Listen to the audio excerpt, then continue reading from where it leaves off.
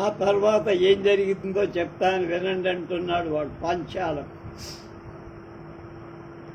శ్రీకృష్ణుడు రథసారథిగా ఉన్న రథం తీసుకొని ఆ రథం మీద కృష్ణార్జునుడు ఎక్కి సమంత పంచకం అనే పేరు గల సరస్సులు సమంతాత్ 4 వైపులు పర్యటితం తిరగటాన్ని ప్రారంభించినవాడు తం ఆ దుర్యోధనుడు ఆపాసాదితవం శౌచ కనుగొనలేనివాడు. మొత్తం తిరిగి చూశారు, అక్కడ అడ్రస్ లేడు వాడు. అనంతరం తర్వాత మాదృశే మా వంటి వృక్షవర్గే సేవకుల సమూహం దైవం దేవుని అనుశోచతి ధ్యానిస్తుండగా కుమారే భీభత్సౌ కుమారుడైన అర్జున్ దీర్ఘం ఉష్ణంచ విశ్వసతి వేడి నిట్టూర్పులు విడుస్తుండగా వృకోదరే భీముడు జలధర సమయ వానాకాలంలో నిశారాత్రి వేళ సంచారి పరుగెడుతను తటి ప్రకర మెరుపుల పిండులాగా అంటే సమూహంలాగా పింగళై ఎరుపెట్టె కటాక్షై త్రిగంటి చూపుల గదాం తన గద ఆదీపయతి మెరయింపచేస్తూ భగవంతుడైన నారాయణే వాసుదేవ్ విధి యొక్క ఎత్తించిన కార్యద ఏదైనా చెయ్యగల స్వేచ్ఛా ప్రవృత్తి ఆయనే చెయ్యాలి, మనం అనుసరించాలని అధిక్షేపవతి ఆలోచించుకుంటుండగా సంవిదిత పరిచితుడైన కశ్చిత్ పురుష ఒకానొక బోయవ ఉజ్జిత విడవబడిన మాంసము బరువు కలవాడి మోస్తున్న పరుగును కొద్ది దూరంగా దించి అనొచ్చు. ప్రత్యగ్ర అప్పుడే వికసిత చంపబడిన మృగా హరిణాలచే లోహిత ఎర్రనైన శరణ వివసన పాదాలు వస్త్రాలు కలవాడై మృగాల రక్తం చిందించి అనర్థం అన్నమాట. త్వరపడుతున్న వాడై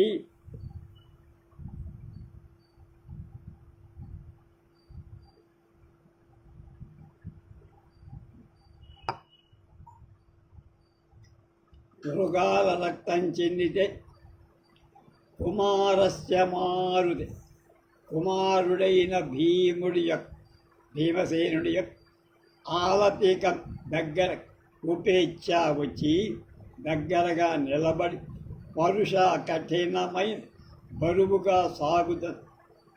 శ్వాస కూర్పులతో పరిగెత్తుకొచ్చాడు కదా.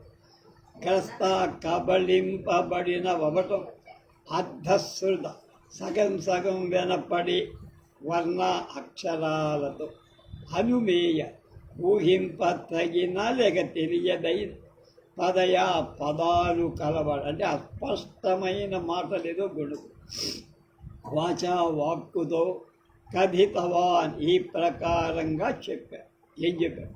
దేవ కుమార మహారాజా భీమసేన కుమార మహతా తద్దదైన అస్యాయి సరస తటాకం యొక్క అస్మిన్ ఈ తీరే ఒడ్డున పద్ధతి అడుగు జాడలు వరుసలు 2 సమవతీర్ణ నీటిలోకి దిగిన జాడలను ప్రతిబింబే చిహ్నాలై కనిపిస్తున్నాయి. ఎవడో ఒకడు తన పాదాలతో ఇక్కడి నుంచి ఈ సరస్సులో దిగినటువంటి జాడలు కనబడుతున్నాయి మహారాజా అన్నాడు. తయో ఆ రెంటిలో ఒక వరుస స్థలం ఉత్తీర్ణ ఒడ్డుకెక్కిన ద్వితీయ రెండవది ఉత్తీర్ణ తిరిగి గట్టుకి ఎక్కల.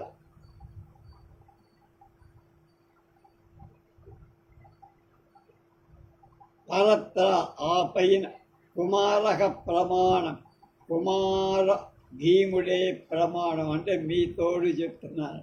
ఏం ఊహింతారో మీరు ఏం ఊహించి నిర్ణయం చేసుకుంటారో నిర్ణయం చేసుకు నాదేం సంబంధం లేదు, చెప్పాల్సింది చెప్పేసి ఇది అని చెప్పింది.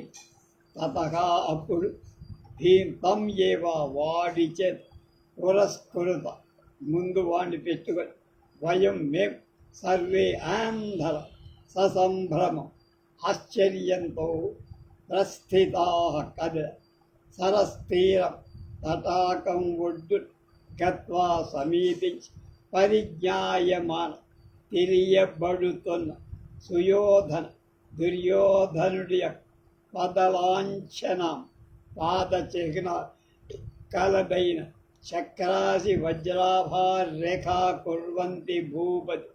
రాజుల అరికాళ్లలో చక్రాలు వజ్రాలు మొదలైన రేఖలు కనపడు. వాటిని బట్టి మహారాజు లక్షణాలు కలవాడివి అని పదవీం జాడను అసాధ్య పొంది లేక గుర్తించి భగవంతుడై వాసుదేవే శ్రీకృష్ణ పరమాత్మచే ఉక్తం ఈ విధంగా పలకబడి. అంటే ఎవరన్నారు? కృష్ణుడే అంటారు. ఓ వీర వృకోదర, ఓ వీర భావ వృకోదర భీమసేన సుయోధన. దుర్యోధనుడు సలిల స్తంభనీం జలస్తంభమనేటువంటి విద్యను జానాతి ఎరుగు కదా, వాడికి బాగా తెలుసు. జలంలో ఎంతసేపు అయినా ఉండగలడు. తత్ అందుచే తత్ భయాతి నీ నుండి భయం వల్ల ఈనాం ఈ సరసీం సరస్సును అధిశయేత అందులో మునిగి ఉన్నారు. తేన ఆ సుయోధనుడి చేత నూనం తప్పక భవితవ్యం కాదగి ఉన్నది. తప్పక ఇందే మునిగి ఉంటాడు. అందులో మునిగిన వాడు దుర్యోధనుడు తప్ప ఇంకెవడు అంత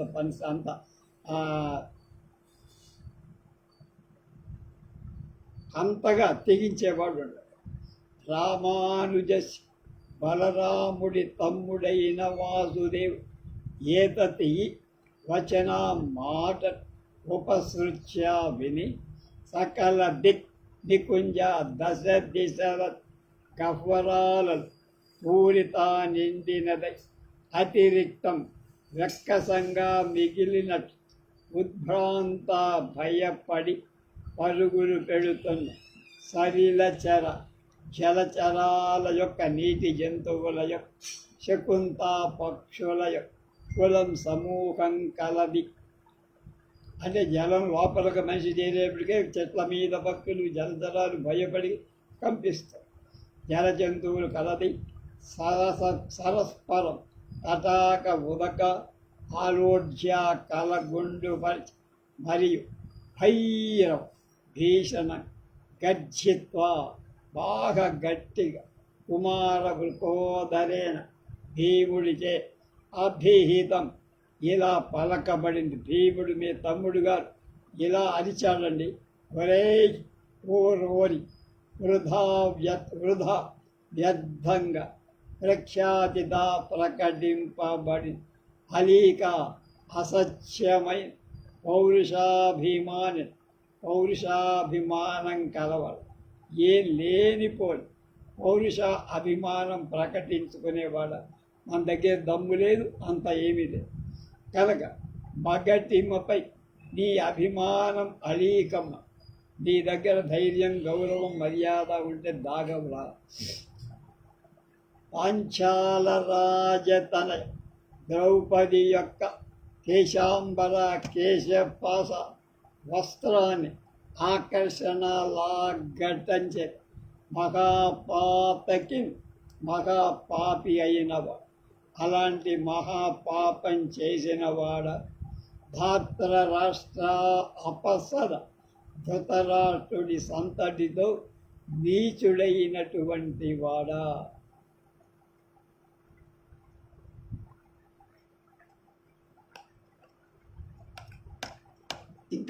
ఇంకా ఉందది.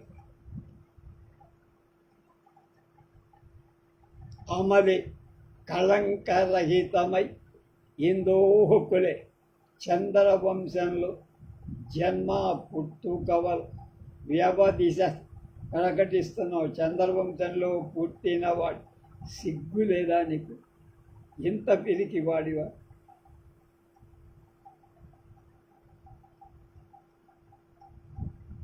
అజ్జాపి ఇవాళ కూడా గదన్ దచ్చే ధరించావా? ఇంకా చేతిలో సిగ్గుందిరా నీకు? దుశ్శాసనుడి కోష్ణ ఉష్ణ కూరు వెచ్చని శోడిత రక్తాన్ని మధు మజ్యంతో క్షీవం మదించిన మామున మీ తమ్ముడు గుండెలు చీల్చి అందులోని రక్తాన్ని తాగి మద్యంలాగా క్షీభం మాం అలా మదించిన నన్ను రిపుం శత్రువుగా భాషచే చెప్పుకుంటున్నావా? నన్ను శత్రువుగా చెప్పుకుంటున్నావురా? ఇంత భయపడి నీళ్లలో దాక్కోవడం ఏంట్రా? ఇంత నీచమేమిట్రా? నీ కులమేమిటి? నీ గొడవేమిటి? మధుకైట బలకు శత్రువైన హరవు నారాయణమూర్తి అయిన కృష్ణుడు గర్వాంధుడై ఉద్ధతం మంచి తీవ్రంగా చేస్తదే పునరిస్తున్నావు. ఆయన కోపం తెప్పిస్తున్నావురా. ఏ నృపశో ఒరే నృపశో అంటే పశువు లాంటి రాజ పశువ. నువ్వు రాజువే కానీ పశు ప్రవృత్తిని కలక ఓ నరరూప పశువా అధునా ఇప్పుడైనా రా మత్రాసాత్ నా నుండి భయం పంకే వరదలు చెరువులు నీయసే దాగున్నావురా. ఎక్కడికి పోతావురా? నా చేతిలో నీ చావు ఖాయమే కదా.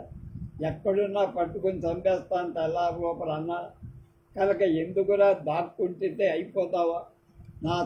నా చేతిలో నీ చావు తప్పదు కదరా బాబు. ఎందుకు అంత ఇబ్బంది పడతావు? వచ్చి చావరా అన్నాడు అన్నమాట కదా.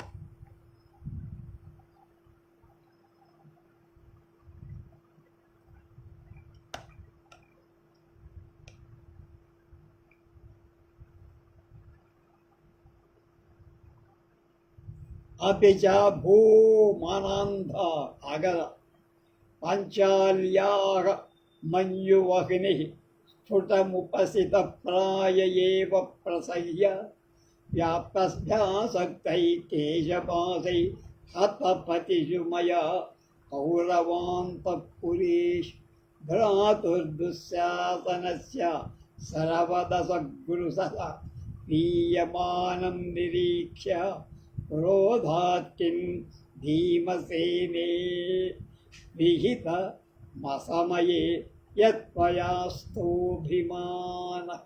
శ్లోకం అందుకున్నాడు వాడు. చత్తు అక్కడ లోపల నుండి వీడి శ్లోకం. మళ్ళీ పాంచాల్యామన్యువహ్ని స్ఫుటముపమిత